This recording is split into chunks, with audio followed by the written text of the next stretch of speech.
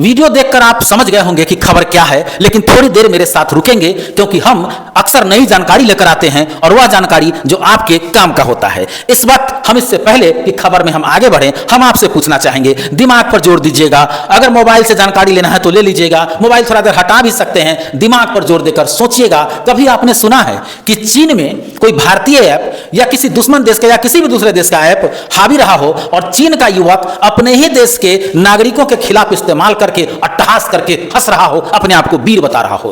कभी आपने सुना है कि भारत में जैसे चाइनीज सेब, चाइनीज लहसुन का बोलबाला हो जाता है, चाइनीज आइटम का बोलबाला हो जाता है, कभी चीन में भारतीय सामान चीन के सरकार के प्रतिबंध के बावजूद बिक रहा हो?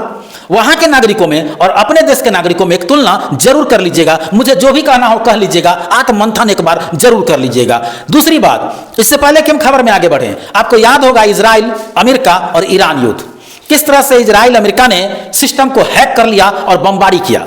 ईरान ने बाद में संभलने का काम किया, लेकिन वो तत्काल संभला। हमारे देश में ऐसा हो क्या रहा है?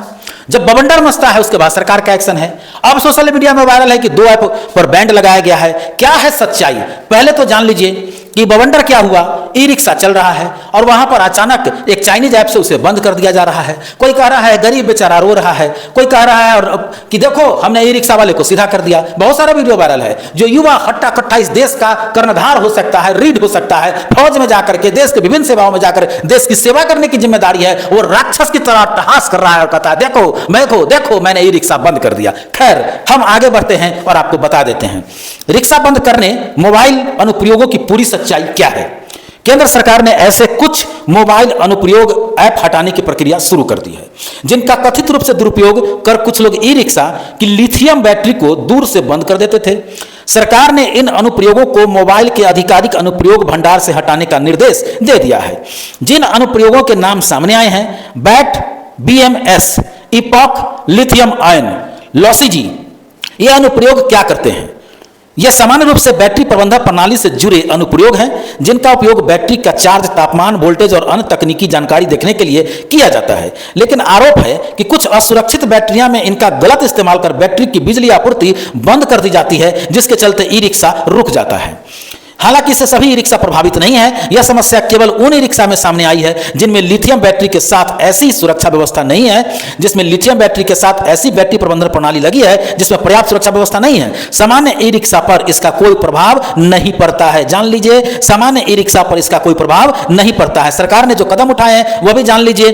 संबंधित अनुप्रयोगों को हटाने के निर्देश दिए गए हैं। पूरे मामले की जांच कराई जा रही है। यदि इसी तरह अन्य अनुप्रयोग भी दुरुपयोग में पाए गए तो उनके खिलाफ भी कार्रवाई की जाएगी। यदि कोई जानबूझकर ई रिक्शा बंद करता है, किसी के ई रिक्शा को जानबूझकर इस तरह बंद करना गंभीर अपराध माना जा रहा है। दोषी पाए जाने पर उनके खिलाफ सूचना प्रौद्योगिकी कानून तथा अन्य लागू कानूनी धाराओं के तहत कार्रवाई की जा सकती है। निष्कर्ष हम आपको बता दें कि सोशल मीडिया में जो वायरल है उस पर क्या है सच्चाई। सोशल मीडिया पर यह दावा है कि सरकार ने केवल 2 अनुप्रयोग बंद किए हैं, जो पूरी तरह सही नहीं है। सरकार ने ऐसे कई संदिग्ध अनुप्रयोगों के खिलाफ कार्रवाई शुरू कर दी है ताकि ई रिक्शा चालकों और यात्रियों की सुरक्षा सुनिश्चित की जा सके। फिलहाल अभी बढ़ावा दिया जा रहा है हमारे सोशल मीडिया में काफी जानकार बुद्धिमान लोगों के द्वारा, ये ऐप है, इस ऐप को डाउनलोड कर लीजिए, इसको ऑन कर दीजिए, ई रिक्शा चालू हो जाएगा। तो निश्चित रूप से ऐसा वो लोग ऐसा इसलिए भी कर रहे हैं, वो उनकी मजबूरी भी हो सकती है, क्योंकि सिस्टम हमारा देर से जागा है।